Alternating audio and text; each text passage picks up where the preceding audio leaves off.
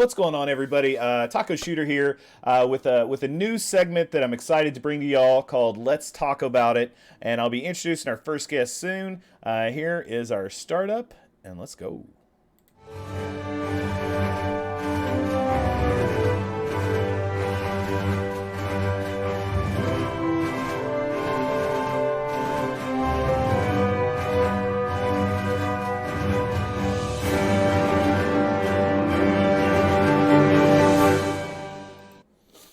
All right, so welcome my first guest for Let's Talk About It, none other than RemanX himself.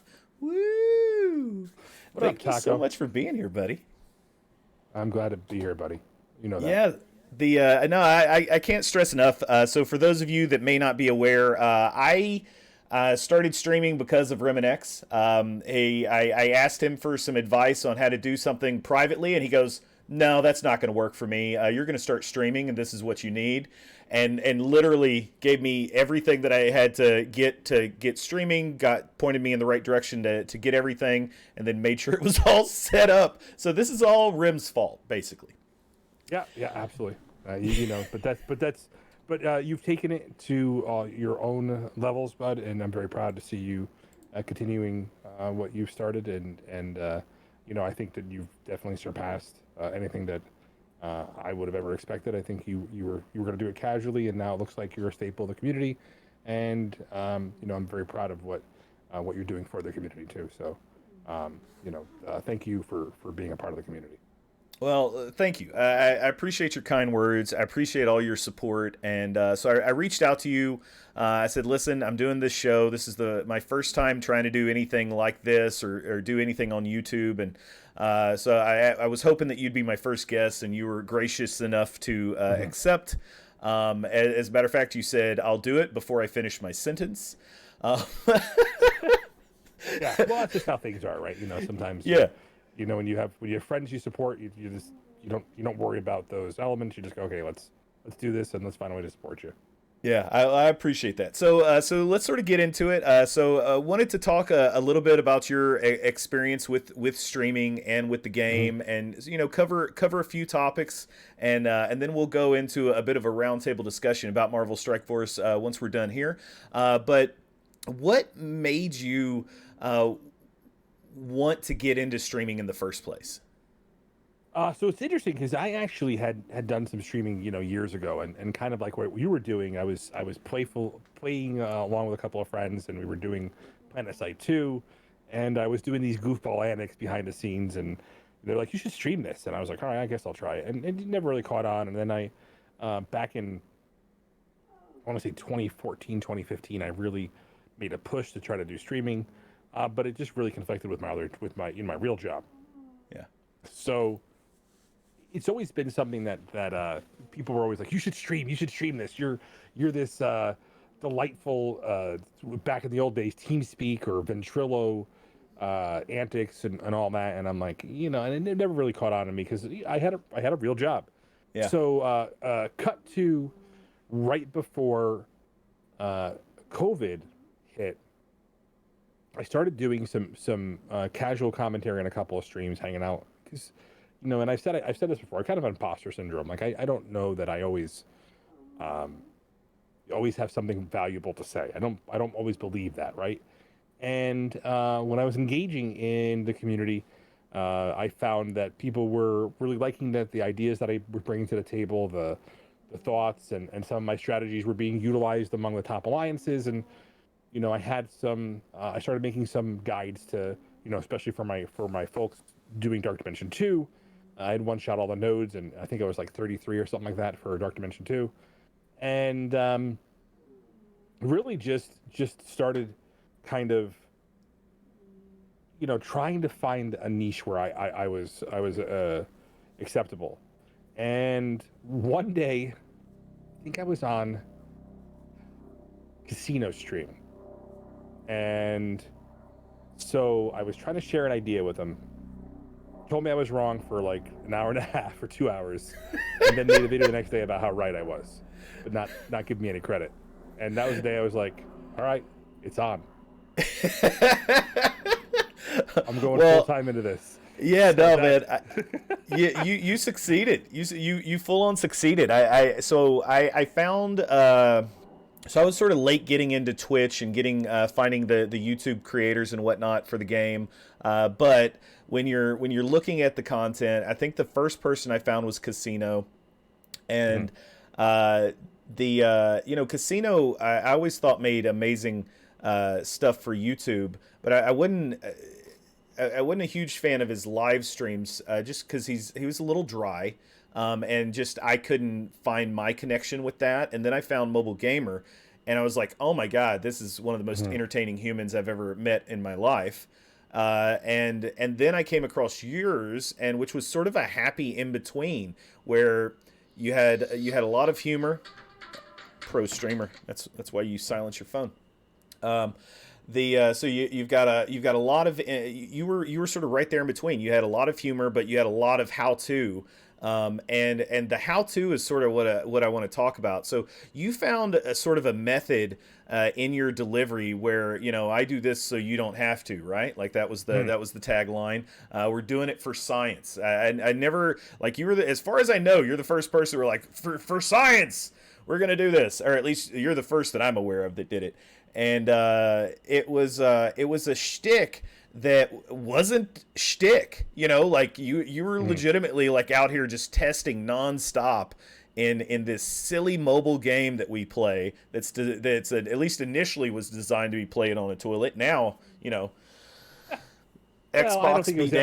damned, right? I don't think it was ever just to be a toilet game, but I think that's the joke we have is you know, so what? I think it was interesting because there was a lot of theory crafting on Casino's channel, Yeah, and whether you agree with it or not doesn't matter. He did I think have his points where he brought it front and center, but I also I am a scientist, so I am actually a scientist. You could joke about it, but I actually do like I have those those pieces of paper that say that. So, uh, that all being said, I like to kind of get like facts and try to dig in, and I like the theory crafting element of things. And I've always been kind of that min maxer, and from the D&D pen and paper days to the the WoW days. I've always tried to kind of find that way to be the top of the game. And so Marvel Strike Force was lending itself to be that. The golden age of Marvel Strike Force was the ISO changes and, yeah, going, 21 hours when they were launched a day to try to figure those interactions out and get that information out. yeah, All the way to, different kits and failing an arena so you didn't have to. And I think a lot of people found their own niche to kind of do that. And I think it was really cool watching other people, kind of engage in that science and make that part of their own content. And yeah, so I did a lot less of it and was supporting more of their content because I felt like I'd spent thousands of dollars buying new characters, maxing them out, and swapping ISOs, and it got eventually got a little cost prohibitive. yeah. So it's just it tends to be um, a little more difficult now with the blue ISO. It's my biggest frustration, honestly, is the lack of theory crafting because of the way that they've kind of dialed in either necessary teams or the lack of ability to swap easily between ISOs. And it's even come to the point where I'm afraid of making suggestions because I don't want you to spend 715,000 blue ISO 4 on a guess on my part, right? Yeah. Because ultimately that's with the way the teams come out, they come out piecemeal, and especially because the Horseman team isn't fully realized, those ISOs can change on those teams at any point in time. So it's frustrating, that all these things are gating Apocalypse, and so um, I really feel like back in the day, the game, it was so much fun to kind of sit up and just do these testing, and I think that was what a lot of the folks in the community enjoyed about it, was just hanging out and testing them out with me and watching me hopefully get definitive answers for people.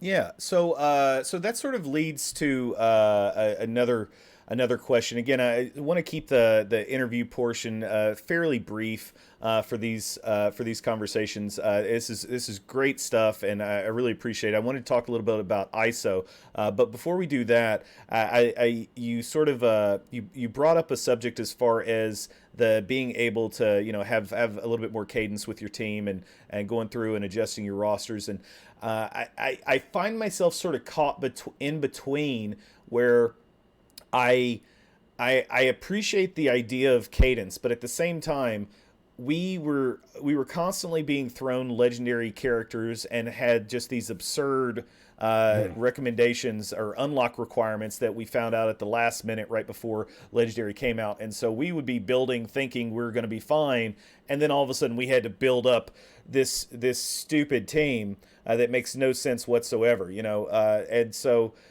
then all of a sudden with the Apocalypse saga coming out and with the way they're doing the Horsemen now, they in advance gave us those teams, or at least much further in advance than we used to get.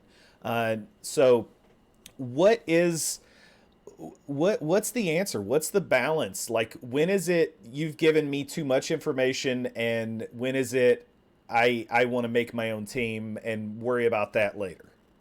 Yeah, so I think the idea is the term is agency, right? Is the idea that we have the ability to kind of have the say over our own rosters, right? Mm-hmm. But it's even more that these teams are either coming out in 2 or 3 pieces. We don't have a lot of standalone phenomenal characters.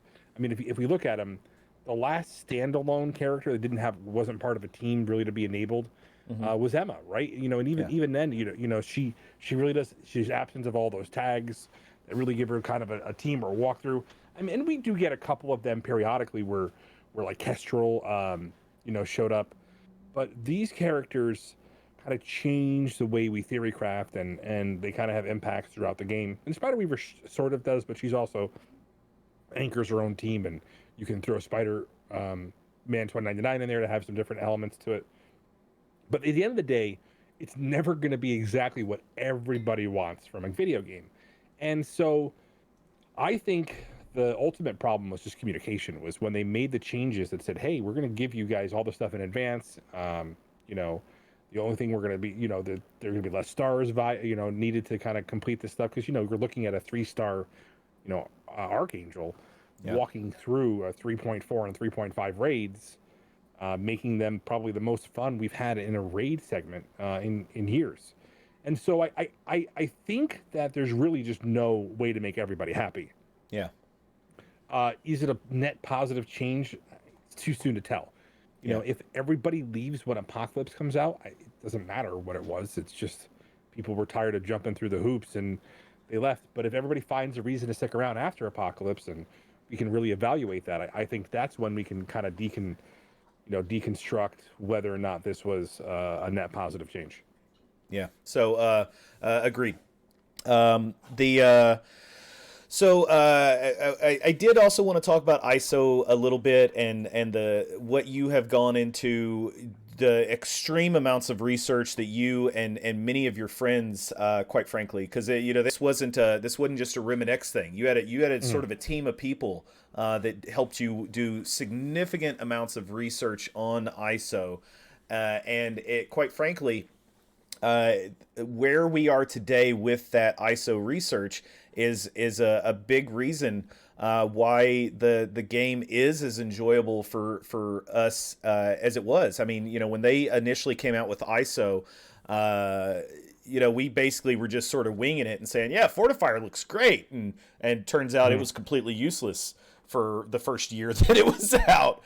And nobody really knew what Skirmisher was supposed to do. We knew what it did, but we didn't know what it was supposed to do. And then that sort of interaction with Stryker, which was unintended, but the community enjoyed it so much. It's a great example of the developers actually listening for a change, because a lot of times when stuff's not working as intended, they would go in and make it work as intended, which in turn would upset a lot of people. That was one of the rare instances where literally nobody was upset. Like, everything was working, nobody had any complaints, and they said, all right, we're going to leave it working this way and not fix it.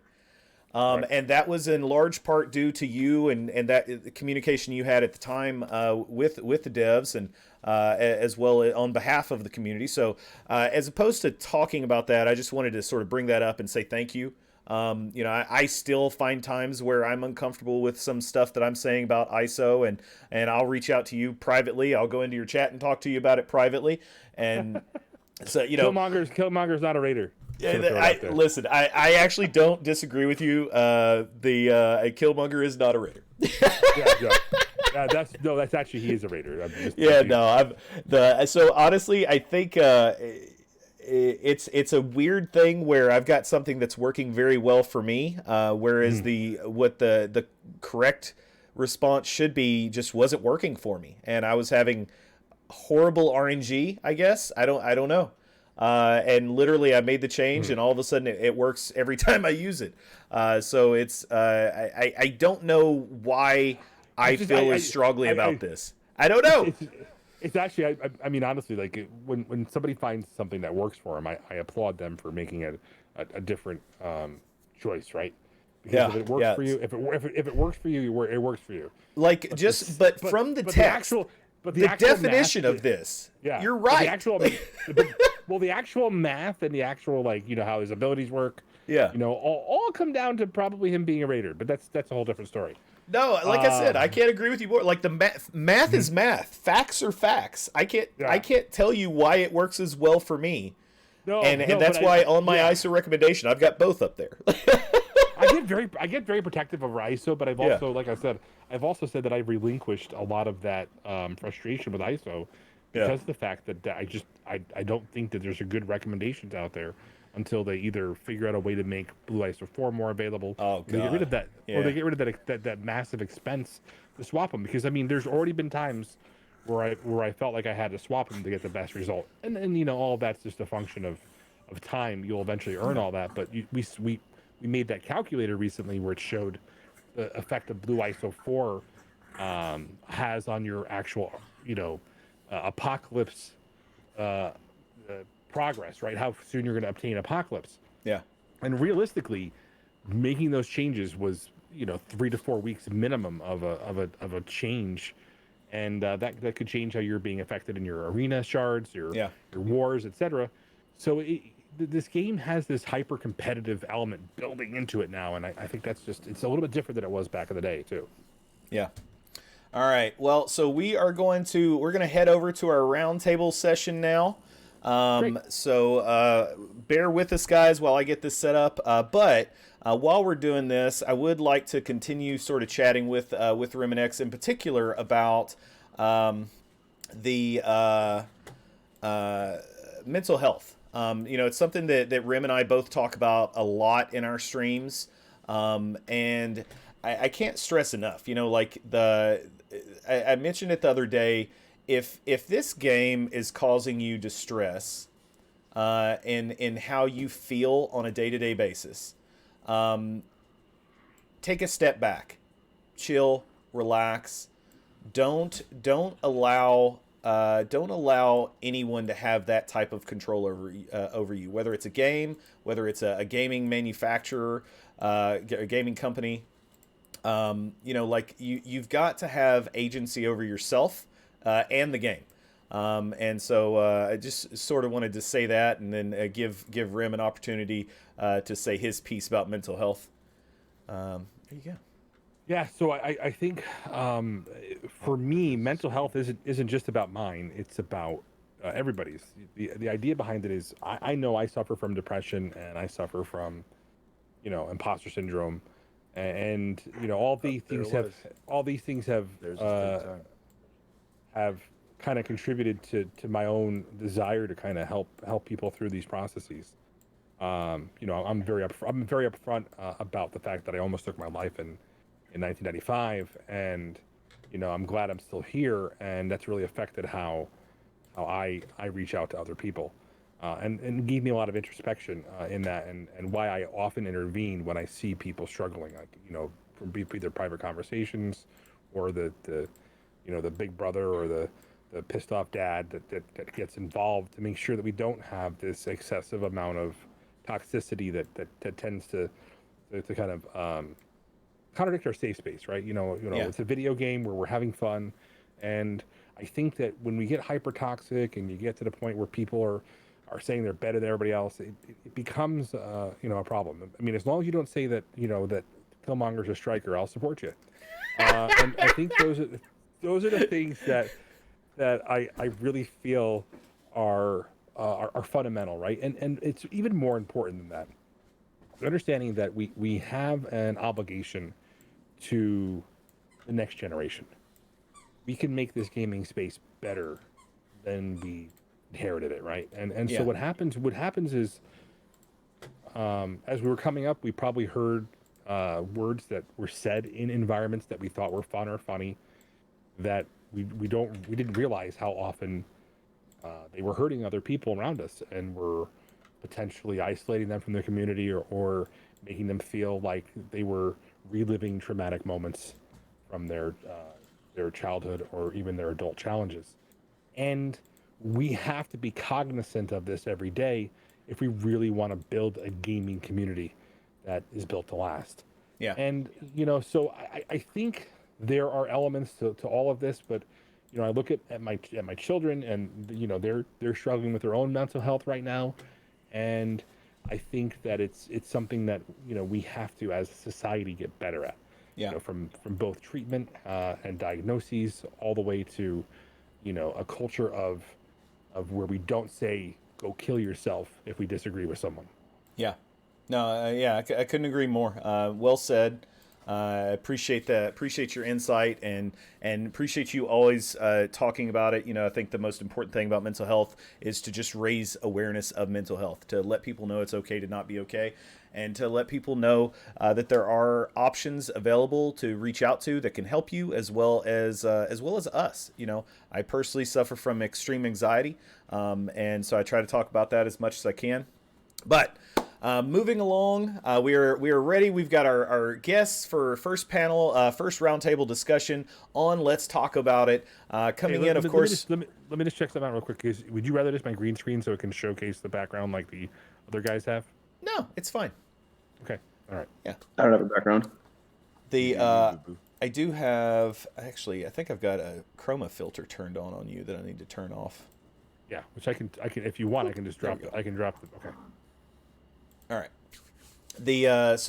Again, welcome everybody. So special guest for interview and for roundtable segment today is RemanX, followed by my friend, my happy hour co-host, at times, my random getting in stream because I'm bored and I need somebody to talk to at times. One of my best friends, Visara, the Mr.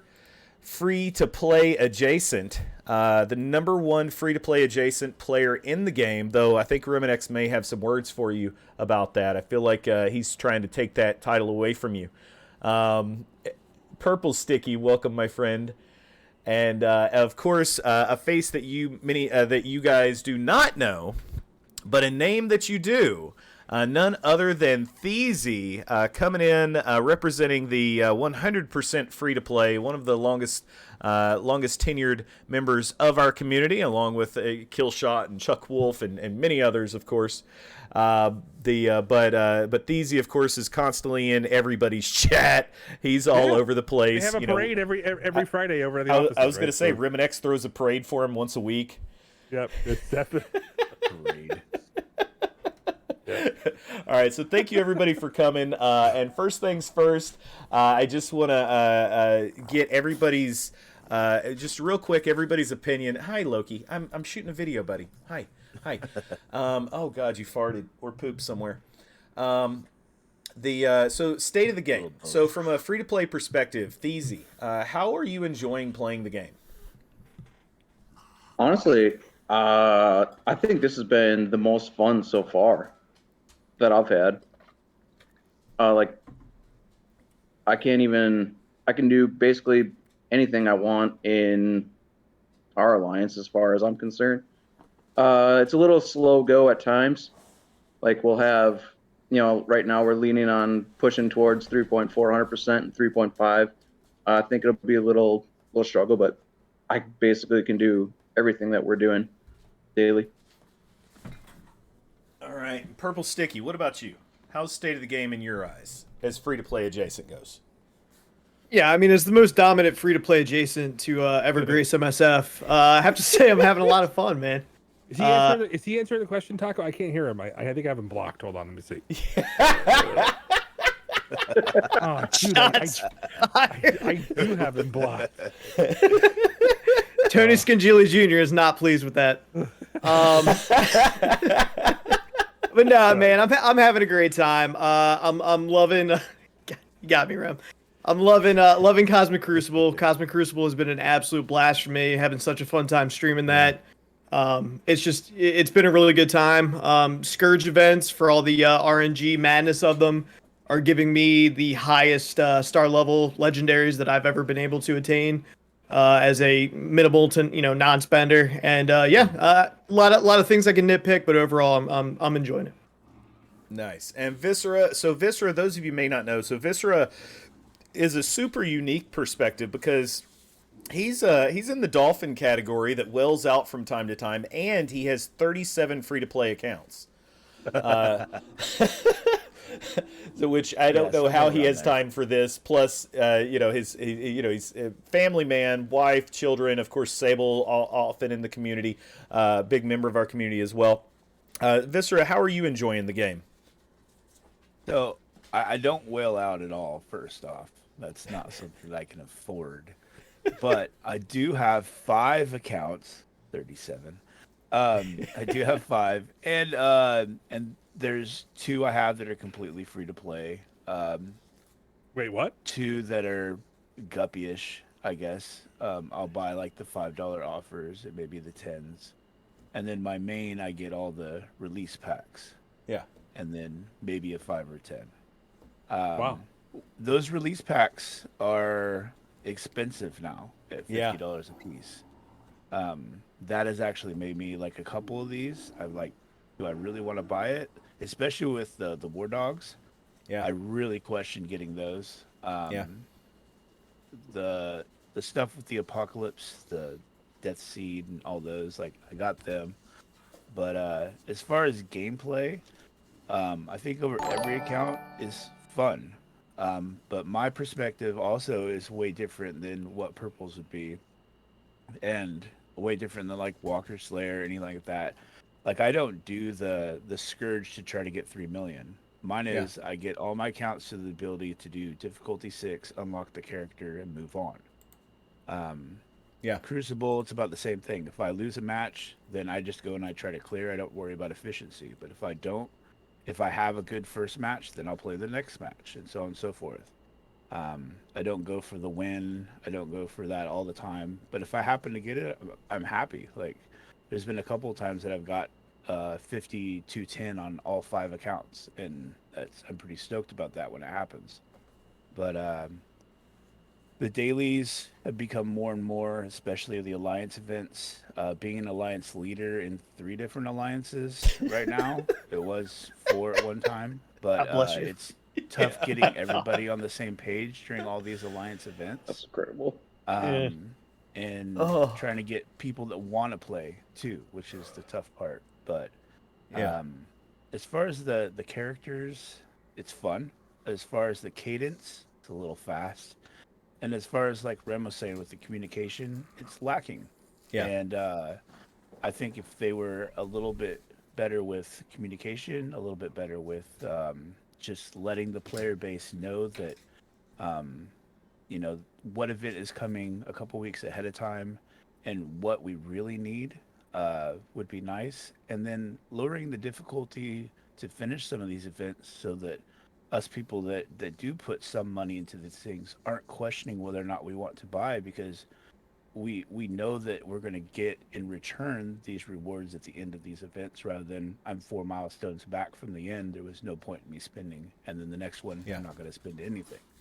So I think they'd make more money if they lowered the prices, and I think they'd be better off if they lowered the milestones to a mid-game player being able to finish and a Kraken being able to finish very quickly. Yeah, no, so that's a great perspective, and so they've got people that are a whole lot smarter than I am, and when it comes to how they do their pricing models and stuff like that. So, would they make more money? Probably not. But at the same time, like, would they make less money to the point where it would be detrimental to them to make it more enjoyable for the community? And in the long term, keep a more solid community base of those spenders. I think that's where that discussion could really get a lot of legs to run with. But so sort of keeping it moving along, RemanX, last to answer this question, again, another unique experience where at one point you were, one of the top 10 accounts in the game, and you've sort of ebbed and flowed as the game has gone along. You've bumped out of the top 100, you've bumped back into the top 100. And so you went free to play for a few months to sort of test that experience, and now I believe you're back on par with Prplestiky, that free to play adjacent range. And so I'm curious how that perspective has changed your overall perspective as when you were just a Kraken. Well, I just want to say something very specific. I mean, I can still spend my soul where, because Purple's a redhead, he doesn't have one, so I can Fair. still, spend that.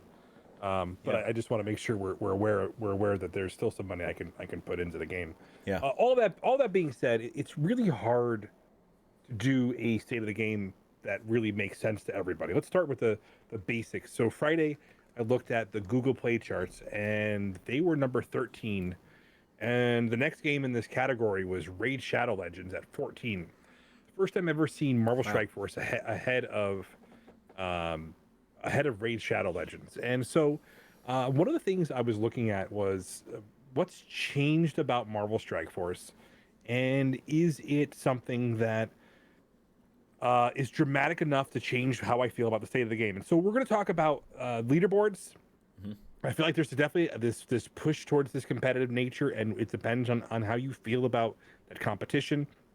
From War to the Crucible, these are scenarios where you have to get comfortable because they're part of the progression more than Arena ever was, right? To that point where if you really want to get Apocalypse, they're gating Apocalypse. So if you want to maintain that competitive, quote unquote, competitive environment, there's additional game modes. And I think some people are uncomfortable with the amount of time that takes, because you can be losing out on significant rewards, and maybe the amount of money you spend isn't adequate enough there. And so the other problem I have is, the word I use a lot is integrity, right? And integrity is people think they know what it means, but most people don't realize it's just what you do when nobody's watching, right? And it's the oversimplification of it. But the idea of integrity is, we kind of have this gray area where there's all these different things that people are like, well, that's in the terms of service, and they shouldn't be enforcing this and all these rules, and the leaderboards kind of highlight that, because the second you lose to someone, you're gonna, instead of adjusting your own play style or your own ability, you're gonna sit there and say, am I losing because this person has an unfair advantage, right? And it becomes an issue of, I feel like there's a little bit more whale versus free to play antics, and this conversation is, I'm beating up on whales, and there's a lot more negativity just from that construct. So I don't like negativity when it pushes people to the point where they're frustrated and may want to quit the game, right? Yeah. And so from that, I also think that there's a lack of communication. Like, they could have told us a long time ago that they were making these drastic changes, and that they were gonna add more stores and add more nodes, and it was gonna be a little bit of time before they figured out how this economy was gonna be distributed. They said that in a blog, but it was months before they got back to us with, even getting to the Eternals. It was a year before we saw at least one of the Eternals farmable, right? And so, from a state of the game, I feel like they do this every year. Yeah. That they kind of, have all this,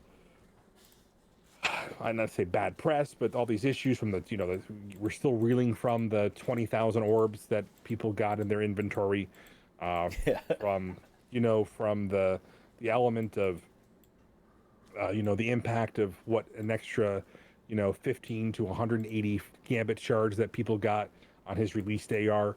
There's all these little things that have just kind of been left out there unresolved, to the point where you kind of have to, if you want to enjoy Marvel Strike Force, you kind of have to go, all right, let's move on, right? Yeah. And I think that's a healthy approach, when you realize that, maybe there isn't this this massive impetus to change, and it maybe doesn't have as much of an impact as you feel it will. But I do think that there are a lot of advocates for the community when things are impacting, you and, Yeah. we talked about the ISO and et cetera. The dialogue that we had with the devs was in the Envoy program was phenomenal. Yeah. Was it perfect? No, but we actually got dev insight on kits, had these conversations, and we were able to make some positive changes for the community over time. And we just, it just wasn't something that I think we ever went out and did victory laps over, because it was never done, right? Just because you win one small battle, you're not done. It's just always about the next thing that the community needs to get done. Yeah, no, absolutely. Great feedback. It's definitely an accurate perspective and direction as far as how everything's going. For me myself, I look at the state of the game, and I enjoy it now as much as I ever have. Speaking from the Kraken standpoint, I absolutely adore Cosmic Crucible. I think it's probably the best thing that's happened to the game since I've played it. War is a much improved game mode as well, since they sort of nerfed a bit of the defensive issues. Since they sort of handicap defenses a little bit, not significantly, but a little bit. And made offense significantly more of a focus. I think that makes it more enjoyable. And honestly, even blitzing, I was, blitz, just the word made me want to vomit. All right. Blitz check. You lost me at blitzing. Well, no, Blitz check. so because of these month-long blitz modes and everything, I was just hating everything about the game mode. And then RTA sort of I liked it for a while, and then I didn't like it, and now I don't care because I don't ever play it. And with Blitz, I didn't Blitz for 2 months. I don't know that we had a Blitz event in November. And so then we had a little Blitz event last week, I think it was, and I was like, oh yeah, this is all right. I don't mind doing this for, 4 or 5 days, and then not doing it anymore. Well, your spending did actually give you milestones for the blitzing. You know that, right? Yeah. Well, that's it is what it is. I will say that despite the negatives about how long it took, it was a great thing for free to play to be able to have that interaction. Yeah. Where they were able to complete a milestone, right? They were able to get that 6 elite, right? So that's huge. Yeah. Yes, it was time, but that's harkening back to the old day where you can spend time or money to complete events. So and that's how all these events should be, quite frankly. Like time or money, your option. So I think not that's exuberant amounts of one or the other. Well, but I think the problem is so many of the events you can only complete with money. There isn't a time option. And the amount of money that you have to complete is crazy. That's ridiculously gross too. Yeah, that's ridiculous. Yeah, that's what I'm saying. Without exuberant amounts, it used to be, you could buy a $20 deal towards the end of it, and you could complete those last 2 milestones. No, I agree. Yeah. I agree. They add this new value in there because they have this evaluation for dark promo credits or whatever, and so the value of the stuff they put at the bottom is designed to be an offer. They want the Krakens to look at it and go, I'll just spend to complete it, because then they don't have to put the time into the event. But the same problem is, the free to play aren't getting those rewards, and they really, so they took dark promotion credits out of the month long event back when Jane Foster was there, right? So that hasn't been replaced for free to play players. So these characters that are coming out now, like Zim, etc., on top of the legendaries that may require dark promotion credits, those just haven't been replaced in the overall economy of things. Yeah. So as far as legendaries as well. What was that? I said also they shouldn't have to purchase legendaries as well. Yeah, that's a weird. I think that's a discussion that'll take way too long for this show. You know what? I mean, it probably isn't that hard, right? I think it's okay for after like the third run to be able to sell it, because if you're going to invite players to come to the game, Yeah. you know, there's got to be an option maybe where they Then can how about make the event run anytime you want to, just like some of those other events? they probably will over time. You know, Yeah, I think once that would the be They the poc- should have best. done that rather Once than a- sell the offers. Just like, okay, we've done that one through 3 times. Now we're going to leave it up. And I you guess got that's the where leaderboard. I'm just sort of confused as far as you know, like because they don't do it with any of the other legendary characters. Like there's no buy option for Omega Red. yeah. There's Well, no buy I option mean, for Ebony Maw. but I mean, that's the thing, right? Is who, because of the way that Apocalypse is, he's been the most number of turnstiles for us to kind of get to, right? So, Yeah. you know, I think of it as this perspective, right? Who's buying the legendary, right? Who's buying it? Not me. Like, right? Nobody. New nobody. players. Yeah. So New players trying to make new Krakens. New players that can't get the other people built up because they don't have a wide roster. And so the overall impact on that, how are we interacting with them, right? I mean, you know, if we try to give them Apparently advice, people are letting into their alliances doing like Doom 3 when they're only a 5 million TCP, which is not what should be happening. well, if they have the right teams, why not? Because that's not how you should build your account, your roster. I don't even know if I have if I can. I don't even know if I have the right answer for that. If you started today, how to build your account? I'm Because if we struggling. I'm went to struggling. war, what are you going to do in war? You're Well, gonna, you're You gonna, have 3 you're, teams you're gonna, built.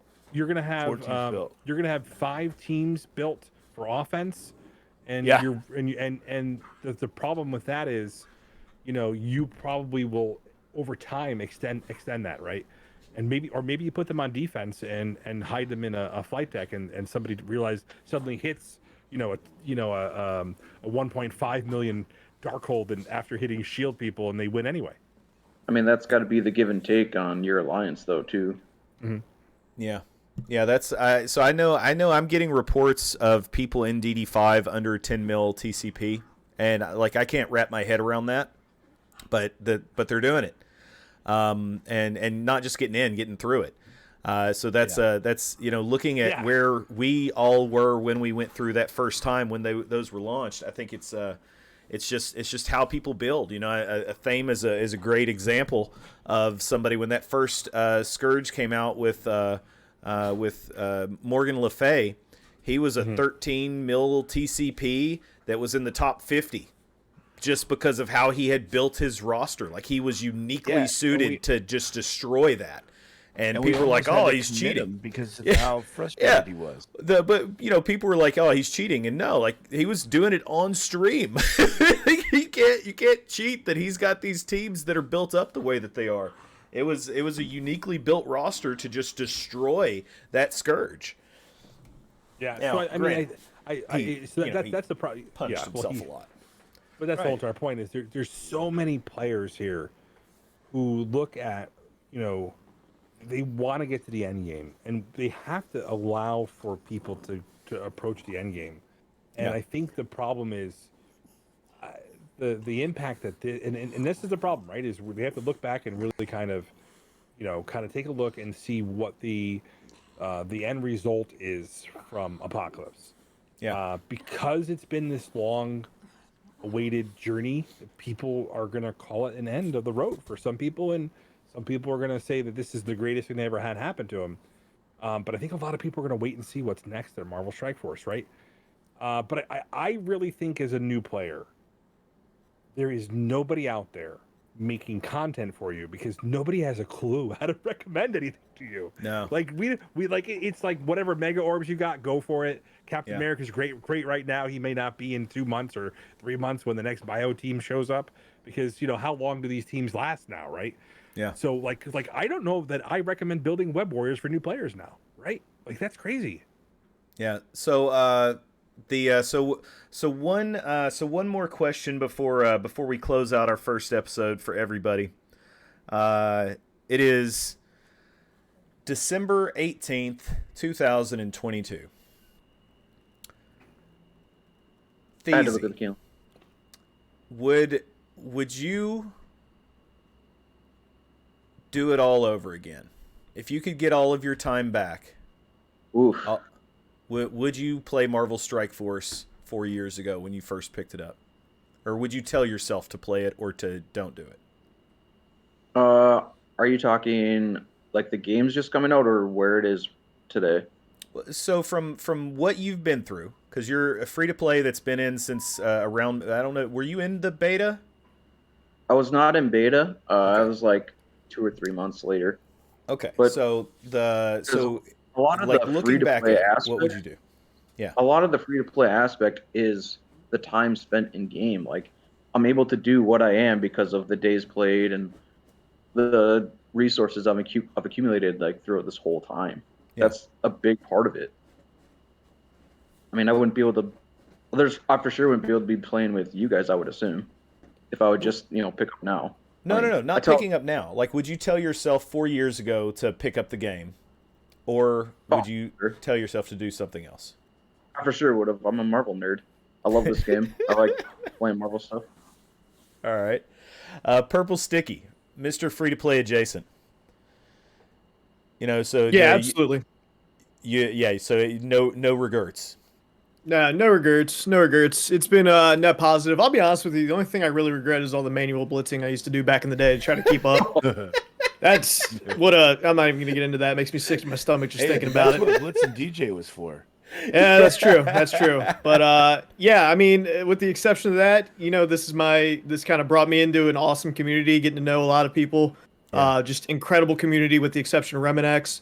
Yeah, It's just been overall just really, really wonderful. Got me into the streaming thing, and I've thoroughly enjoyed it, man. It's been a great time, and it got me maybe out of a comfort zone, doing things I wouldn't normally do, and yeah, I've really enjoyed it. Ups and downs on that keeps me entertained, right? So there's value in that, but manual blitzing can stay in hell where it belongs. Yeah. All right, Visara, you and your 114 accounts. Do you, Wow, it increases every time. Yeah, gained I would some? play it over, and I would have started them all at the same time, just because that way I'm not, like I don't have different levels, and then probably by now I would be close to 114 accounts because Yeah. I would have picked up more as I went along. But yeah, I would have played it. I would play it now over again if I went back and said that to myself. Absolutely. So I've had a fun experience also because my wife plays, my son plays, my older son Yeah. did play. So we talk about it like we're in the hot tub and stuff. We talk about like what, kind of things to do. And it's something that's kind of like, if there's nothing else to talk about because we've been together for 30 years, it's something we can complain about or talk about. It's a nice little icebreaker here and there. So yeah. that aspect of it too has been something that's been wonderful. We've met great people through it. So I wouldn't have the relationship with you, Taco. I wouldn't have the relationship with a lot of people like Dead Eyes in my alliance and JCap and Zoomy and all the people I've met over the time. Sage, when he was playing, like he was a great person to be able to talk with. So Yeah. we wouldn't have those either if I hadn't played the game, and you got to think of that as well and bring that into the equation. So Yeah. the game itself is a lot of fun. Seeing my son get excited when he gets somebody to 14 or 15 or now 16 is great. Unlocking Ultron is probably still my greatest moment of the game. Dormammu a close second, just because of the resources. Yeah. So yeah, I would do it over again. And like I said, I do them all 5 at the same time. I'm at 24 million, and then I got 19, 19, 17, and 3. So it's quite a difference with That's the millions, crazy. That's DCP. crazy. So yeah. All right. So last but not least, RemanX. So obviously this game is taking you a bunch of places, but at the same time, like there's a lot of games to play. Are you happy you did this one? Well, you guys apparently don't know how time travel works. I'm really uncomfortable with this idea at all. You can't travel back in time and change anything. I mean, I just change it. And at this timeline, I'm stuck with where I am, right? No. But if we take the whole, Back to the Future science and we apply it to this, then we can probably say that the steps that I've gotten have brought me, great community and have changed my career and my outlook, and more importantly, opened doors that I'm still yet to walk through, right? Yeah. And it's so much more than just a video game. It is this community, and it is this group of people that we're sitting here talking about, except for Purple. And it's just the idea that we've built something bigger. Yeah. And I think that the idea that we can have a positive change on the gaming community means that, even when Marvel Strike Force isn't the thing that we're all doing together, we all find ways forward together to do something else, right? And that in and of itself is worth talking about. But Marvel Strike Force, oof, there are some moments I regret. There's definitely some moments I regret. Arnak. But I mean, we definitely got those moments out there. But in the end, I think it's been better for a lot of us, especially help us get through COVID. I think that's something that I don't think a lot of us talk about, is how this helped a lot of us, healthily get through COVID. And we lost a lot of some friends along the way. I don't say a lot of, but we lost some friends along the way. Yeah. And they won't be forgotten. That we still find ways to enjoy the content we can provide. Yeah. Well, so thank you. And sort of to end on that note, I love it. I love the game. I love the community. It's still crazy that I've become that I became a streamer, and that that it's doing as well as it is. I still can't quite wrap my head around that. My goal was always just to help my own mental health, to improve my own mental health, and to try to bring that awareness to others. And if I can put a smile on one person's face, then I look at it as a job well done. This is it's not an easy thing to do, but it's not rocket science.